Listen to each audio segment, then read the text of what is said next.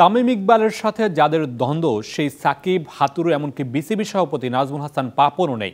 তবু কেন জাতীয় দলের হয়ে খেলার ব্যাপারে সিদ্ধান্তহীনতায় ভোগেন তামিম? তামিম ইকবালের এই সিদ্ধান্তহীনতার চরম সমালোচনা করে সংগঠক খন্দকার জামিল উদ্দিন বললেন, শুধুমাত্র তামিম নামের কারণে দলভুক্ত হওয়ার কোনো সুযোগ নেই। মন্ডলীরা মনে করেন যে তাকে দলে রাখা দরকার, তাহলে দলে রাখবেন।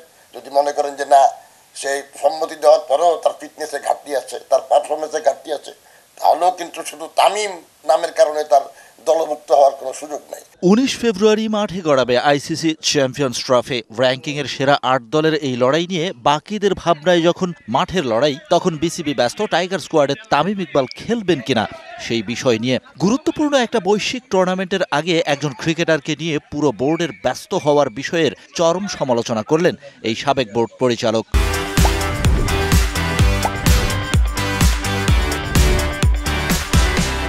As I told you, I've already made my decision after discussing a lot of things with the president and the board.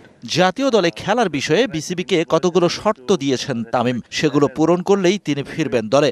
গেল 1 বছরে তামিমের এই অনড় বক্তব্যের মানে হিসেবে হাথুরুর অধীনে না খেলা, সাকিবের অধীনে না খেলার বিষয়টাকেই বুঝেছেন ক্রিকেট প্রেমীরা। সেই হাথুরু সাকিব না থাকার পরও জাতীয় দলে ফেরার সিদ্ধান্তে কেন এই দীর্ঘসূত্রতা? যাদের সঙ্গে তার সমস্যা ছিল, সেই হাতুরা সিং বলেন, সাকিব বলেন, পাপন ভাই বলেন, তারা তো কেউই আর এখন নাই। সুতরাং এই মুহূর্তে তার আসলে পরিষ্কার করে বলতে পারা উচিত, whether he will continue or not. Tamim যখন বলতেন তার খেলার বিষয়ে সিদ্ধান্ত নেবে বিসিবি, সেখানে তার হাত নেই। তার প্রতি উত্তরে সাবেক বিসিবি সভাপতি শোনাতেন উল্টো কথা। তামিম তার সাথে আলোচনায় বসতে চান। একবার আসার কথা ছিল, আমি আবার ফোন করলাম যে আসো, কোনো বললো যে আমার তো খেলা বিপিএল। তামিম ভার্সেস বিসিবি এই খেলার শেষটা দ্রুতই গড়াক মাঠে। এই একটা বিষয় নিয়ে মেঘে মেঘে অনেক গড়িয়েছে বেলা। তামিমেরও আর সুযোগ নেই এই ব্যাপারটাকে দীর্ঘায়িত করার, তেমনটাই মনে করছেন এই সাবেক সংগঠক। 5ই আগস্টের পরে সাকিবের ক্ষেত্রে একটা পরিবর্তন আসছে। তামিমের ব্যাপারটা কিন্তু দীর্ঘদিন যাবত। Shahan Papon, DBC news, Dhaka.